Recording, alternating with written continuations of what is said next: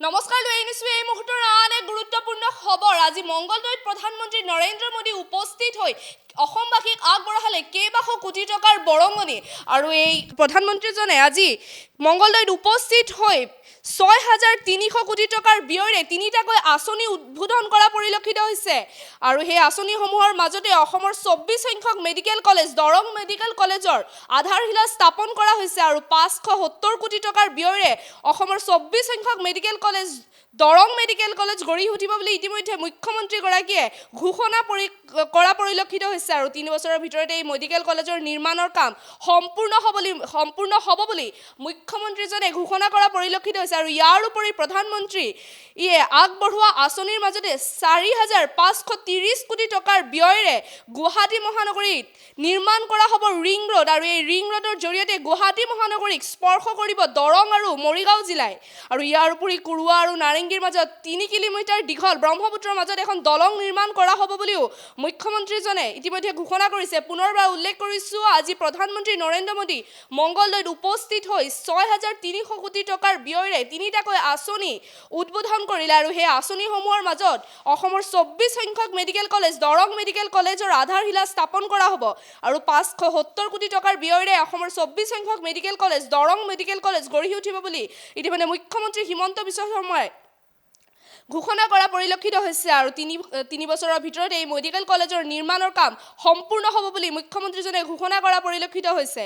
আৰু ইয়াৰ উপৰি ৪,৫৩০ কোটি টকাৰে গুৱাহাটী মহানগৰীক নিৰ্মাণ কৰা হ'ব ৰিং ৰোড। আৰু এই ৰিং ৰোডৰ জৰিয়তে দৰং আৰু মৰিগাঁও জিলাই স্পৰ্শ কৰিব গুৱাহাটী মহানগৰীক। ইয়াৰ উপৰি কুৰুৱা আৰু নাৰেংগীৰ মাজত ৩ কিলোমিটাৰ দীঘল ব্ৰহ্মপুত্ৰৰ মাজত এখন দলং নিৰ্মাণ কৰা হ'ব বুলিও ইতিমধ্যে ঘোষণা কৰা পৰিলক্ষিত হৈছে। আৰু ইতিমধ্যে ভাষ্য আছে, আগবঢ়াইছোঁ। নতুন ভাৰতৰ খনিকৰ মাননীয় প্ৰধানমন্ত্ৰী ডাঙৰীয়াই ৬,৩০০ কোটি টকা ব্যয়েৰে আজি আমাৰ ইয়াত তিনিটাকৈ আঁচনিৰ শুভ উদ্বোধন কৰিব। আজি ৰাজ্যৰ ২৪ সংখ্যক মেডিকেল কলেজ হিচাপে দৰং মেডিকেল কলেজৰ আধাৰশিলা স্থাপন কৰা হ'ব। ৫৭০ কোটি টকাৰে নিৰ্মিত হ'বলগীয়া দৰং মেডিকেল কলেজত GNM স্কুল আৰু নাৰ্ছিং কলেজো সন্নিৱিষ্ট থাকিব। ৩ বছৰৰ ভিতৰত এই মেডিকেল কলেজৰ নিৰ্মাণৰ কাম আমি সম্পূৰ্ণ কৰিম আৰু দৰং জিলাৰ ৰাইজৰ এক বহুদিনীয়া অভাৱ আমি দূৰ কৰিব পাৰিম। শ্ৰদ্ধাৰ ৰাইজ, প্ৰধানমন্ত্ৰী ডাঙৰীয়াৰ আগ্ৰহত আজি গুৱাহাটী সমগ্ৰ দক্ষিণ পূব এছিয়াৰ দুৱাৰদলিত পৰিণত হৈছে। আমাৰ গুৱাহাটী মহানগৰীয়ে আজি দৰঙক স্পৰ্শ কৰিব। দৰং আৰু গুৱাহাটী আৰু মৰিগাঁও জিলাৰ সমন্বয় সাধনেৰে গুৱাহাটী ৰিং ৰোড নিৰ্মাণ কৰা হ'ব।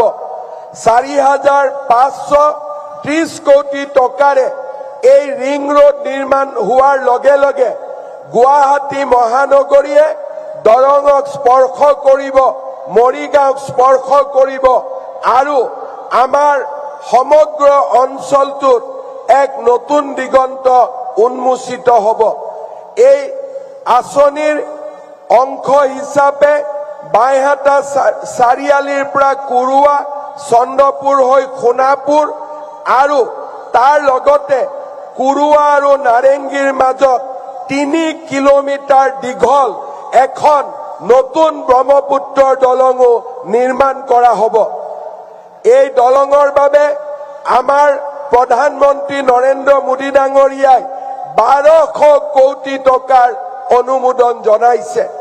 শ্ৰদ্ধাৰ ৰাইজ, আমাৰ এই দুইটা আঁচনি ৰিং ৰোড আৰু কুৰুৱা নাৰেংগীৰ মাজৰ দলঙে আমাৰ এই গোটেই অঞ্চলটোলৈ এক নতুন অৰ্থনীতি কঢ়িয়াই আনিব। ছেটেলাইট টাউনশ্বিপ নিৰ্মাণৰ এক নতুন সুবিধা আমাৰ মাজলৈ আহি পৰিব। শ্ৰদ্ধাৰ ৰাইজ, আজিৰ দিনটোত প্ৰধানমন্ত্ৰী ডাঙৰীয়া গোলাঘাটকে ধৰি ১৮,০০০ কোটি টকাৰ অসমক উপহাৰ দিব।